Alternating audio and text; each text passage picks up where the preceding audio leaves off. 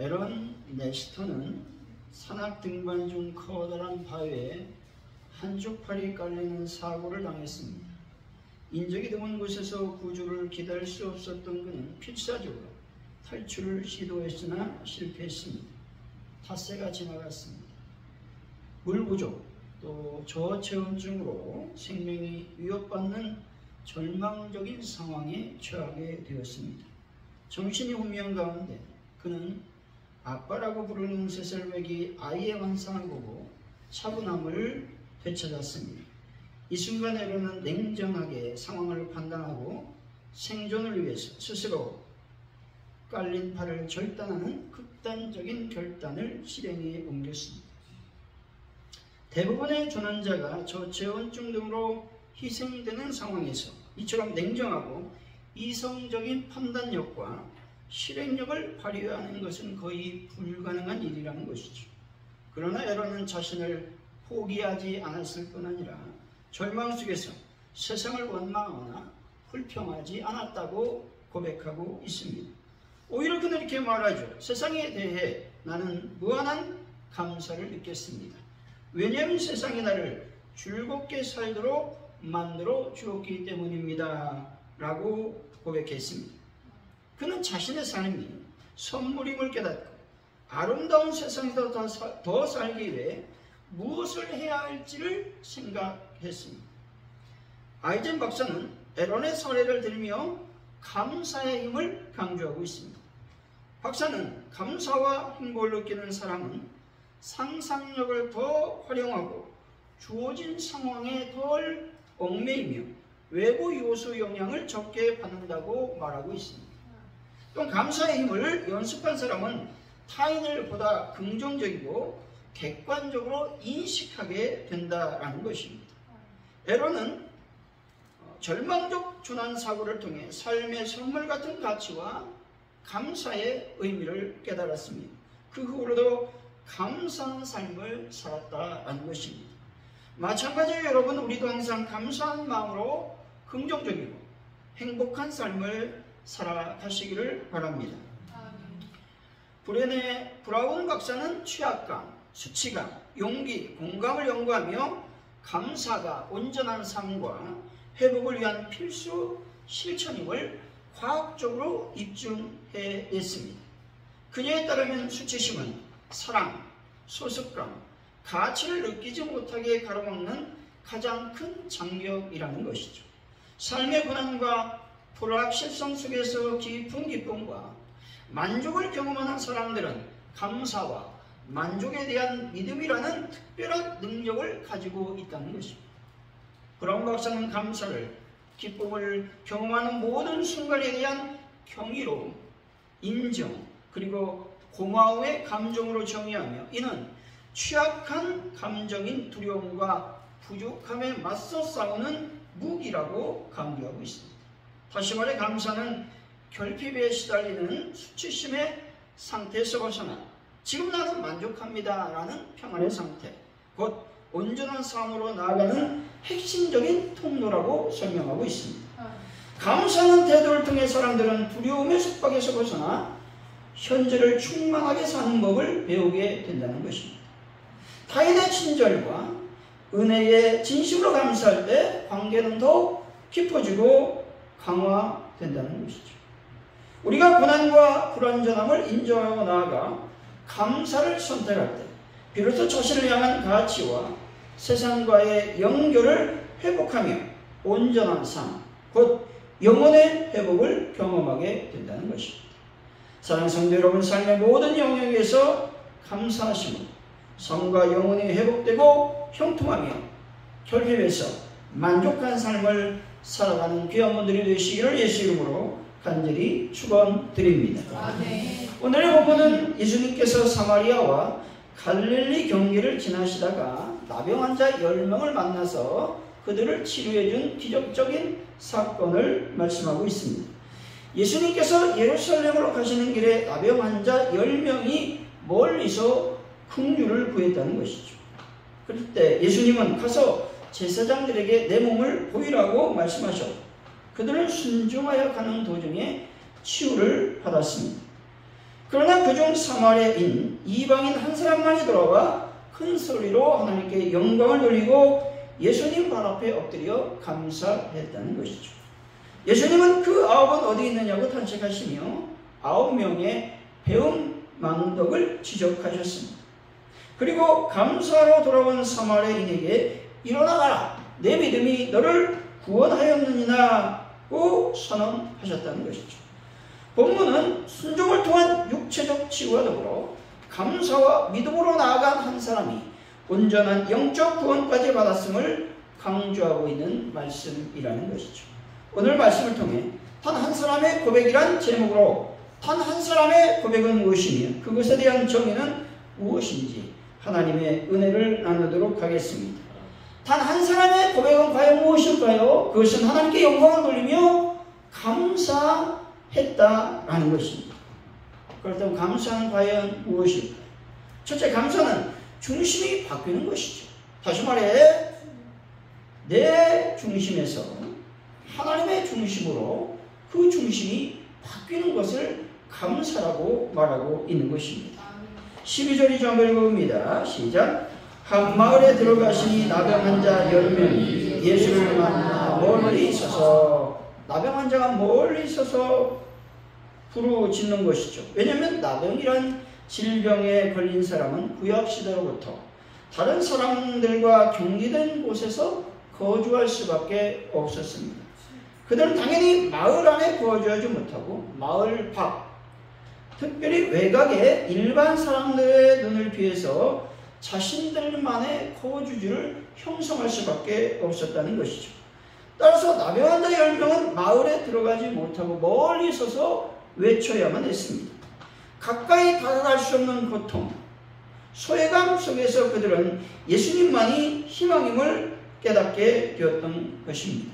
여러분, 예수님만이 우리의 희망임을 믿는 분들이 되시기를 바랍니다. 아멘. 13절이죠. 한번 읽어봅니다. 시작. 소리를 높여 이르되 예수 선생님, 우리를 불쌍히 여기소서 하거늘. 아멘. 그들은 형식적인 인사 대신에 소리를 높여 간절하게 자신들의 절박함을 아뢰었습니다. 그들의 외침은 자신의 죄를 깨달았든 아니든 간에 살려달라는 단순하고 순수한 믿음의 부르짖음이었던 것이죠. 불쌍히 여기다 라는 말은 상대방의 처지를 마치 나의 처지로 알고 동정하며 돕는다 라는 의미를 지닌 것이죠. 따라서 10명의 나병 환자들은 주님의 긍휼하심만 입으면 나병에서 자연히 치유될 줄 믿고 강구하고 있는 것입니다. 여러분, 순수한 믿음으로 주님을 불러 주님의 긍휼하심을 받는 분들이 되시기를 바랍니다. 14절이죠. 한번 읽어봅니다. 시작. 모시고 이르시되 가서 제사장들에게 너희 몸을 보이라 하셨더니 그들이 가다가 깨끗함을 받으리라. 아멘. 나병 환자들이 예수님의 말씀에 순종하여 발걸음을 옮기는 도중에 깨끗함을 받았습니다. 만약 그들이 아직 낫지 않았는데 어떻게 제사장에 갈 수 있지? 라고 불평하며 주저앉았다면 그들이 영원히 치료를 받을 수 없었을 것입니다. 그들이 치유를 경험한 것은 그들의 순종적 행위에 대한 하나님의 응답이었다는 것이죠. 여러분, 주님의 말씀에 순종하심으로 응답받는 삶을 살아가시기를 바랍니다. 15절이죠. 읽어봅니다. 시작. 그 중에 한 사람은 자기가 나은 것을 보고 큰 소리로 하나님께 영광을 돌리며 돌아와. 아멘. 10명이 치유받았지만 오직 한 명만이 하나님께 영광을 돌렸습니다. 나머지 9은 치유의 은혜는 받았지만 이 한 사람은 감사를 통해 은혜의 근원이신 예수님과의 관계를 회복했다라는 것입니다. 여러분, 오직 모든 삶의 은혜를 우리가 받았으니 항상 하나님께 영광을 돌리며 감사하는 분들이 되시기를 바랍니다. 아멘. 여기서 13절에서 나병 환자들은 자신들을 불쌍히 여겨달라고 또 치유해달라고 예수님께 부르짖었습니다. 10명의 환자들은 자신들의 문제에 갇혀 있었다라는 것이죠. 하지만 15절에서 10명의 환자 중 한 명은 자신이 치유된 것을 보고 하나님께 영광을 돌렸습니다. 하나님께 영광을 돌렸다라는 말은 삶의 모든 중심이 하나님께 향했다라는 말인 것입니다. 나머지 9명은 치유의 선물을 받자마자 자신들의 사회적 복귀, 또 가족, 일상생활이라는 자기 중심의 목적지로 급히 돌아갔다는 것이죠. 그들의 시선은 여전히 나와 자신의 회복에만 머물러 있었다는 것이죠. 하지만 그 사마리아 사람은 자신이 나은 것을 보고 제사장에 갈지 지구로 갈지 망설이지 않았습니다. 그는 곧바로 하나님께 영광을 돌리고 예수님께 달려갔다는 것이죠. 이것이 믿음의 본질이며 감사로 사는 사람의 모습이라는 것입니다. 여러분 삶의 자리에서 하나님께만 영광을 돌리는 분들이 되시기를 바랍니다. 요한 세바스타인 바흐는 서양 음악가 최고의 작곡가이자 독실한 신앙인이었습니다. 그의 신앙과 예술은 하나님께 영광이라는 하나님의 헌신으로 통합이 될 수가 있습니다. 그의 음악은 단순한 예술이 아닌 복음을 전파하는 고귀한 예배 행위였던 것이죠. 바흐는 작품을 시작할 때 이렇게 썼습니다. 예수님 도와주소서. 그리고 작품을 얹을 때마다 늘 끝에 하나님께 오직 영광이라고 기록했다는 것이죠. 자신의 재능이 오직 창조주께 드리는 제사임을 고백하는 삶을 살았습니다. 그의 생애는 고난과 헌신으로 점철되었으나 마태순환곡, 요한순환곡 같은 대작을 통해 예수님의 구속의 은혜에 음악적으로 구원해냈다는 것이죠. 이 작품들은 이사야 53장에 고난받은 종이라고 하는 말씀의 예언을 깊이 묵상하며 곡을 지었다는 것이죠. 바흐의 삶은 우리의 재능과 직업이 궁극적으로 예수 그리스도의 영광을 위해 사용될 때 가장 고귀하고 영원한 가치를 지닐 수 있음을 보여주고 있다는 것이죠. 여러분 바흐처럼 삶의 모든 영역에서 오직 하나님께 영광을 돌리는 분들이 되시기를 바랍니다. 마찬가지로 우리가 주님께 무엇인가를 간절히 구하고 응답받았을 때 우리는 그 은혜의 근원이신 주님께 집중하기보다 그 은혜를 가지고 누릴 나의 삶에만 집중되어 있지 않은지에 대해서 반성해 보아야 된다는 것이죠. 진정한 감사는 무엇이냐? 방향을 전환하는 것이죠. 어떻게 방향을 전환해야 됩니까? 우리의 삶의 중심이 더 이상 내가 아니라 은혜를 베푸신 주님께로 향하는 것이 감사의 첫 걸음이라는 것이죠. 여러분 우리의 삶이 치유나 축복이라는 현상에만 머물지 않는 분들이 되시기를 바랍니다. 사랑하는 성도 여러분, 오직 주님께 시선을 고정하여 하나님께 영광을 돌리고 하나님 중심의 삶으로 방향을 전환하심으로 감사의 습관을 온전히 회복하는 분들이 다 되시기를 예수의 이름으로 간절히 축원드립니다. 아멘. 또한 감사는 무엇일까요? 둘째, 감사는 행동하는 믿음의 증거라고 말하고 있습니다. 16절이죠. 한번 읽어봅니다. 시작. 예수의 발 아래 엎드려 감사하니 그는 사마리아 사람이라. 아멘.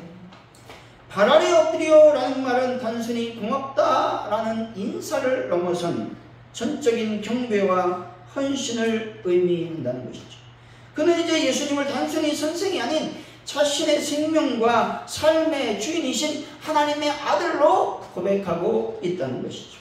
그리고 예수님을 단순한 치유자가 아닌 하나님과 동등한 권위를 가지신 구원자로 인정하고 있는 것입니다. 진정한 믿음은 은혜의 선물을 받은 데서 멈추지 아니하고 은혜의 근원이신 예수님 발 아래 엎드려 경배하는 데서 시작이 된다는 것입니다. 여러분 감사는 발 아래 엎드려 예수님께 경배하는 것이다 라는 것이죠. 여러분 응답과 축복을 받았다면 즉시 주님께 돌아와 엎드림으로써 예수님을 경배하고 예수님께 감사하는 분들이 되시기를 바랍니다. 우리 17절 좀 읽어봅니다. 시작. 예수께서 대답하여 이르시되 열 사람에게 깨끗함을 받지 아니하느냐 그 악은 어디 있느냐. 아멘. 본절은 예수님의 탄식의 말씀이죠. 주님은 은혜를 받고도 감사를 표현하지 않는 9명에 대해서 탄식하고 있습니다. 이 질문은 하나님께서 우리에게 원하시는 가장 중요한 것이 소유나 성취가 아니라는 것이죠. 이것은 받은 은혜에 감사하며 하나님께 영광을 돌리는 삶임을 깨닫게 하고 있는 것입니다. 하나님 우리가 얼마나 대단한 일을 했는가보다 감사로 삶의 중심을 삼아 주님께 영광을 돌리는 태도에 주목하고 있다는 것입니다. 여러분, 받은 은혜의 날마다 감사하여 믿음을 보여주는 분들이 되시기를 바랍니다. 해리언 토프만이라고 하는 분이 있는데, 이분은 미국 노예제도에 반대하여 행동한 역사적 가장 위대한 자유의 투사였습니다. 그는 노예였습니다. 그 노예라는 신분 속에서 극심한 고통을 겪어야 했습니다. 그리고 그녀는 자신의 생명을 걸고 노예를 구출했다라는 것이죠. 그녀는 어린 시절 머리의 부상, 잔혹한 폭력, 노동에 시달려야 했습니다. 하지만 이런 모든 고난을 극복하고 탈출하여 1894년 펜실베니아에서 자유를 얻게 되었습니다. 자유의 땅에 도착한 그녀는 자신의 해방이 하나님의 주권적 은혜의 선물임을 깨닫고 하나님께 깊이 감사를 드렸습니다. 그러나 그녀의 감사는 개인의 안위에 머무르지 않았다는 것이죠. 여전히 노예 상태에 있는 가족들과 동포들을 생각하며 강한 부채의식을 느껴야 했습니다. 그는 이렇게 고백하죠. 내가 자유를 얻었으니 나의 가족들도 자유로워져야 했습니다. 라고 간증하고 있습니다. 이 은혜에 대한 감사는 그녀를 다시 위험천만한 남부로 돌아가게 합니다. 거기서 약 300명이 넘는 노예를 해방시키는 놀라운 인도를 하나님께 이끌어냈다라는 것이죠. 토프먼은 목숨을 걸고 19번의 여정 가운데 한 번도 실패하지 않았다는 것이죠. 잡힌 적이 없었습니다. 그는 그렇게 고백하죠. 순전히 하나님의 인도하심 덕분이었습니다. 라고 간증하고 있습니다. 노예 해방을 넘어 그녀는 남북전쟁 시기 국군을 위해서 간호사, 정찰병, 첩보원으로도 헌신했다는 것이죠. 그녀의 모든 행동은 예수 그리스도의 희생적인 사랑을 실천하고자 하는 감사의 마음에 뿌리를 두었다라는 겁니다. 그녀는 구원의 은혜에 대한 깊은 감사를 단지 마음속에만 간직하지 않았습니다.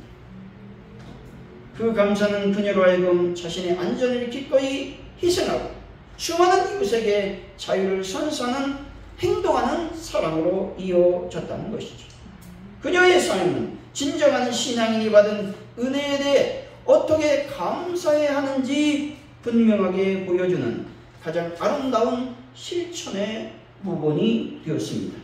마찬가지로 매일의 삶 가운데 크고 작은 은혜를 우리가 경험합니다. 그때 우리도 감사를 표현한 자로 부름받았음을 기억하시고 늘 감사하고 또 행동으로 그 감사를 표현하는 분들이 되시기 바랍니다. 아멘. 주님이 찾으시는 것은 우리의 완벽함이 아닙니다. 우리의 진정한 감사와 경배를 담은 행동을 하나님은 원하시고 계시다라는 것입니다. 사랑하는 성도 여러분, 주님의 은혜를 기억하고 날마다 삶의 현장에서 감사함으로 하나님께 영광을 돌리는 그 한 사람이 되시기를 예수 이름으로 간절히 축원드립니다. 아멘. 또한 감사는 무엇이겠습니까? 셋째, 감사는 온전한 구원을 이루는 통로라는 것입니다. 19절이죠. 한번 읽어봅니다. 시작. 그에게 이르시되 일어나라 내 믿음이 너를 구원하리라 하시더라. 아멘. 본절은 사마리아 사람이 받은 가장 위대한 축복 중 하나인 것이죠. 예수님은 그에게 치유를 넘어서 구원을 선언하셨기 때문에 그렇습니다. 다시 말해 그 사마리아인이 단순하게 육체만 나병에서 구원받은 것이 아니라 그의 영혼도 그리스도를 믿음으로 죄사함을 받고 구원받았음을 말씀하고 있다는 것입니다. 그런데 똑같이 주의 은혜를 입었지만 9명은 단지 일시적인 육체의 구원만 받은 반면 단 한 사람만이, 즉 사마리아 사람만이 영육이 모두 구원을 얻게 되었다라는 것입니다. 그리스도를 소유한 사람의 행복, 그리스도를 상실한 사람의 불행이 여기에 있습니다. 그리스도를 소유한 사람의 행복은 무엇입니까? 영적이 구원을 받는다는 것입니다. 하지만 그리스도를 상실한 그 사람의 불행은 무엇입니까? 바로 현세의 삶만을 즐긴다라는 것입니다. 그리스도를 망각한 9명은 이 땅에서 유한한 삶을 살았을 뿐입니다. 그러므로 우리는 어떤 일이 있어도 그리스도를 붙잡아야 된다는 것입니다. 어리석은 9명처럼 일시적인 은혜에 대해 만족하여 은혜의 근원이신 예수 그리스도를 잊어서는 안 된다라는 것입니다. 여러분, 하나님의 은혜를 잊지 않고 감사할 때 예수님은 온전한 구원의 삶으로 우리를 인도할 것임을 믿으시기를 바랍니다. 아멘. 랜디 알콘이라는 분이 계신데 이분은 미국의 목회자이면서 신학교수이고 베스트셀러 작가입니다. 그의 삶과 사역은 물질을 포기하고 하나님께 감사하며 나누는 행동하는 믿음의 강력한 본보기가 되었다는 것이죠. 알콘은 영원한 가치 사역 재단을 설립하고 세상의 모든 재정적 결정을 영원한 관점에 맞춰야 된다라는 것을 강조했습니다. 그는 자신의 저작권 수입 전액을 기부하는 급진적인 결단을 했다는 것이죠. 그는 모든 책에 수많은 베스트셀러를 집필했지만 판매로 발생한 모든 인세, 저작권 수입을 영원한 가치 사역 재단에 귀속시켰습니다. 이 자금은 선교, 구제, 낙태 반대 운동 등 전 세계 복음 사역에 재분배했다는 것이죠. 알콘은 본인과 가족은 영원한 가치 사역 재단에서 받는 합리적인 급료로만 생활하며 일반적인 작가들이 누릴 수 있는 막대한 부를 의도적으로 포기했습니다.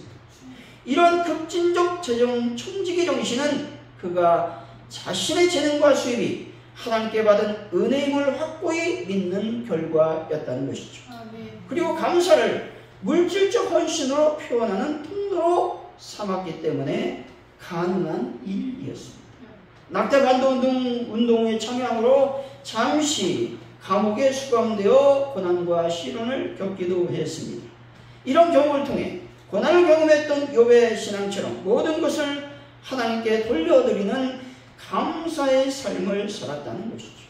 그리고 고난 속에서도 흔들리지 않는 믿음을 보여주었습니다. 마찬가지로 우리가 삶 속에서 겪는 고난과 은혜 속에서 주님을 잊지 않아야 되는 것입니다. 그리고 감사함으로 예수님께 경배할 때 우리의 믿음은 단순한 요청의 믿음에서 온전한 구원의 믿음으로 성숙이 될 것입니다.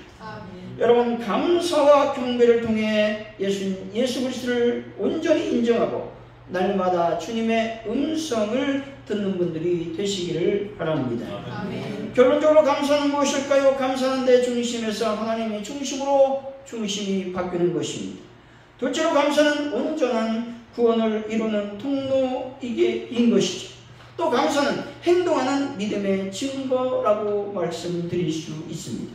사랑하는 성도 여러분, 고난 중에도 하나님의 손길을 경험하여 일상 속에서 은혜를 발견하여 들어온 한 사람처럼 감사로 온전한 삶을 이루는 분들이 되시기를 예수 이름을 간절히 축원드립니다. 기도합니다. 하나님 아버지, 감사합니다. 오늘 사마리아 그 한 사람이 치유받은 것에 대해서 하나님께 영광을 돌리고 감사했듯이 저희들도 늘 삶 속에서 하나님의 은혜에 감사하는 삶을 살 수 있도록 역사하여 주시길 원합니다. 함께하여 주옵소서. 예수님의 이름으로 기도하옵나이다. 아멘.